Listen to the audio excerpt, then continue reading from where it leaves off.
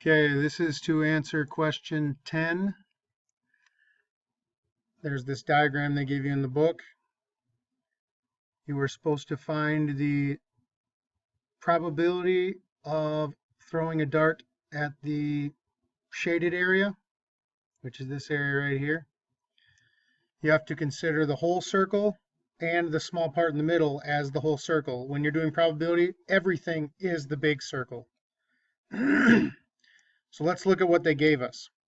They've given us that this is 2 inches, from here to here is 2 inches, and from here to here is 4 inches. What does that mean? What we can find out with this information is, well, if this is 2 inches, then it's basically 2 inches all the way around this part. So for example, right here is 2 inches. If this is 2 inches, then this whole part all the way around is going to be 2 inches. And this is 4 inches. So I'm going to make it real. I'm going to reposition these here and here, and it looks like this. That's how you're supposed to understand this. So I have 2, 2, 4, 2, 2. Well, if you look at this whole line here, it creates the diameter of the big circle.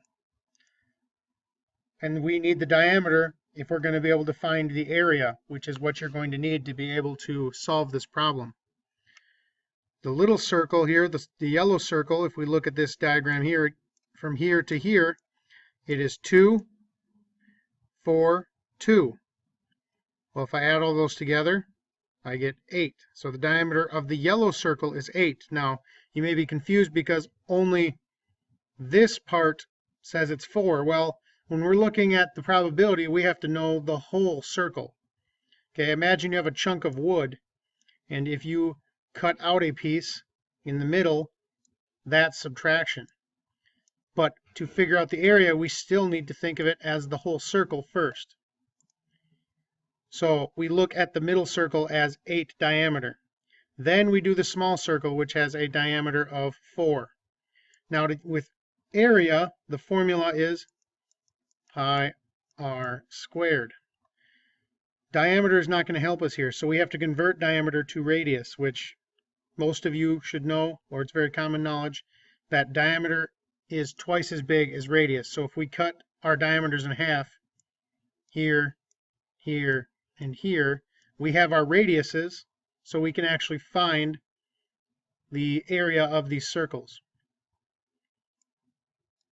So for the yellow circle, the map of this whole thing, just so you have an understanding, is we are going to take this middle-sized circle, the area, subtracted by the smaller circle, because we're going to cut that out, and that's going to leave us with a circle like this, like we want it to be, just the shaded region, and we are going to take it divided by the entire circle, because probability is always total on the bottom for the denominator.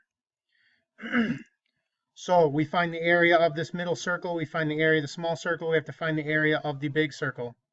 So I have not put in 3.14 as pi, but I have put in the 4 as my radius. I squared it, so 4 times 4 is 16.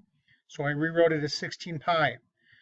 The smaller circle, the radius was 2, so I did 2 squared, 4 pi.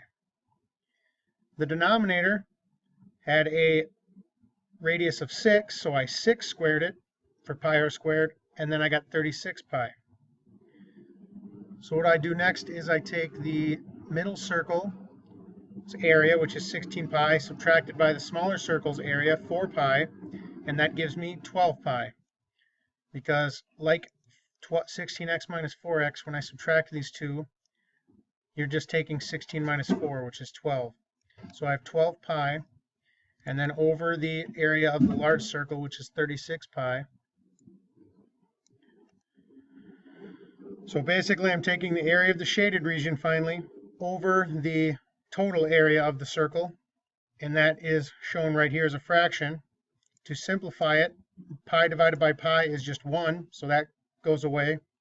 12 divided by 36 now is what I'm left with. Well, I can simplify this further. I can either just slowly divide it by 2 to get to the smallest form I can possibly make it, or you could see that I can divide the top by 12 and the bottom by 12. 12 divided by 12, like pi over pi, is 1. 36 divided by 12, how many 12s go into 36? Well, 12 once, 24 twice, 36 3 times. So 36 divided by 12 is 3, and that is the answer. 1/3 is the probability of the shaded region. Okay, so now there is problem 11. The probability that a point chosen at random is in the smallest circle. So now we're not worrying about the shaded region. Now we are worrying about the small circle inside. But it is still going to be small circle over the same thing because probability does not change.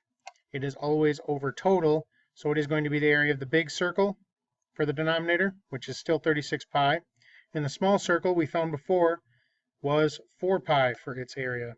So now all we have to do is take the small circle's area divided by the large circle's area, and we simplify. Pi divided by pi, we get 4 over 36.